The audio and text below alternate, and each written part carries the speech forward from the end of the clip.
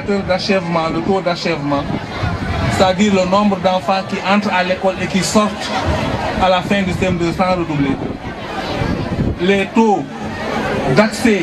à l'élémentaire, c'est-à-dire le nombre d'enfants qu'on recrute chaque année, ça aussi, les futurs maires devront les suivre.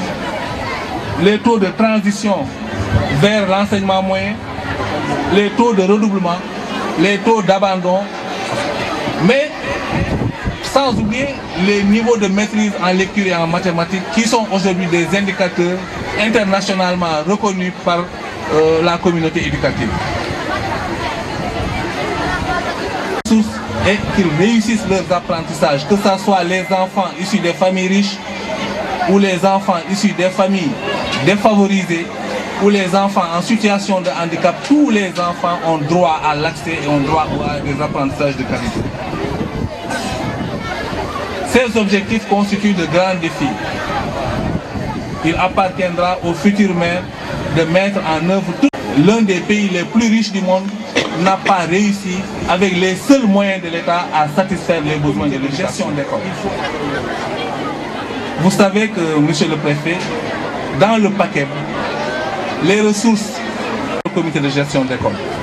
alors que ces ressources étaient logées au niveau de l'IDEN et logées au niveau des collectivités locales. Gérer ces ressources-là. C'est pourquoi il faut les mettre en place, mais il faut les mettre en place de manière démocratique et transparente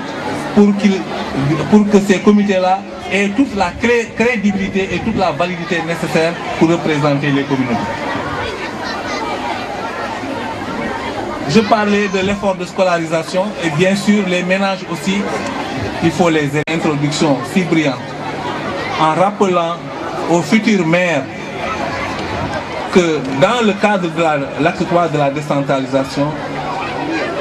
leurs responsabilités par rapport à l'éducation sont énormes. Elles l'étaient déjà dans la réforme précédente, elles sont encore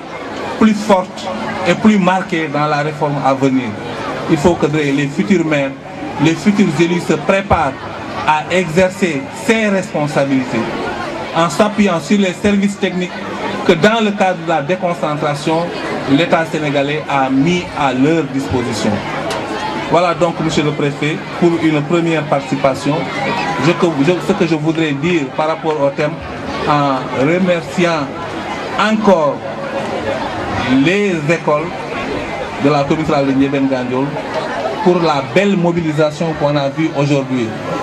J'associe à ces félicitations l'inspecteur chargé du district et l'ensemble des inspecteurs qui m'ont accompagné pour venir assister à cette belle fête. Merci, monsieur le préfet. Merci, l'inspecteur. Je vous demande de l'applaudir une fois de plus.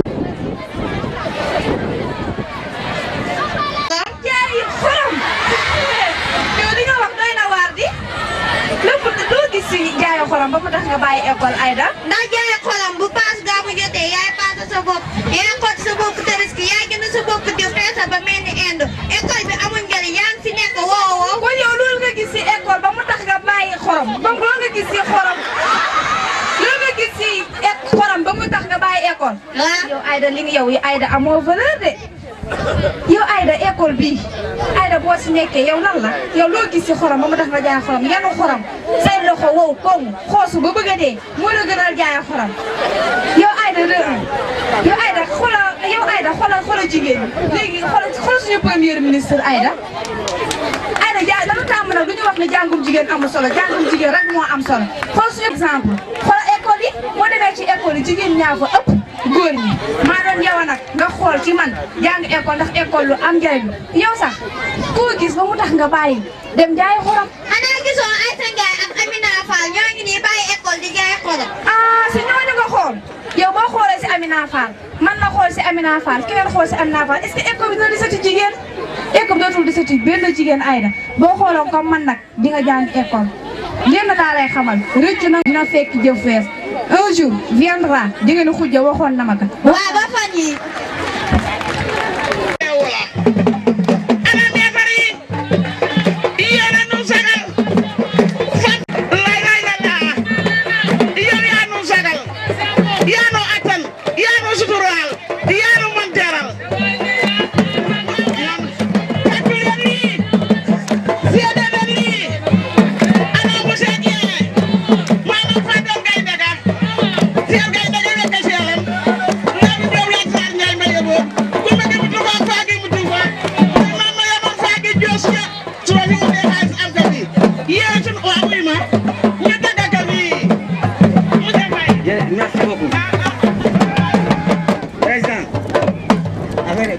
que ne affaire ci la mais joxe naa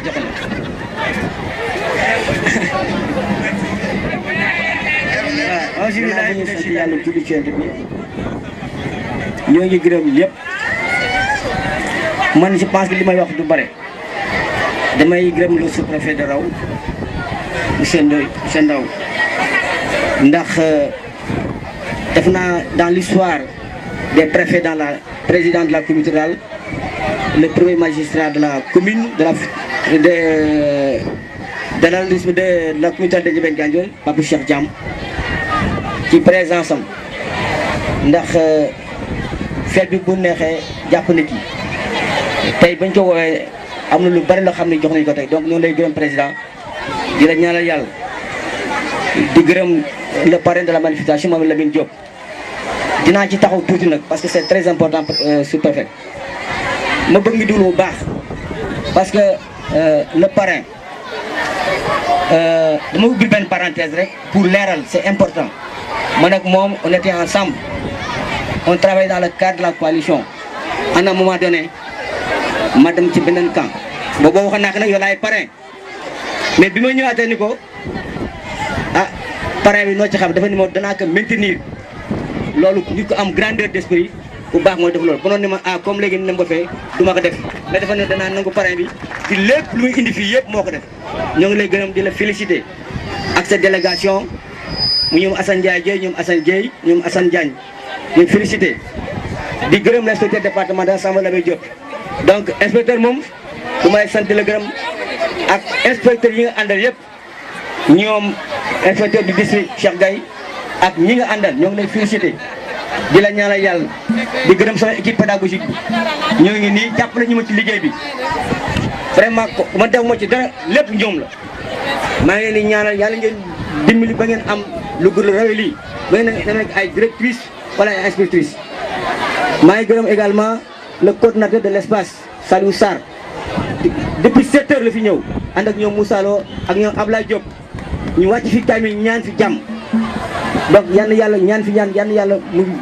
mu nekk nangu ñaan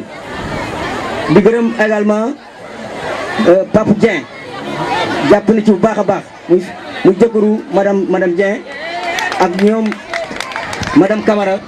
ñoom Dame ak ñeneen ñoom Ousseynou Dieye yi ñi xam ni daal di moo ko indi ak ñoom Ousseynou Niang ak Bolle Diop ak ñëpp xam ne jàpp na ci tey le principal maa ngi la gërëm ak suñu grand directeur d'école muy le Ablaye Diop notre nouveau japonais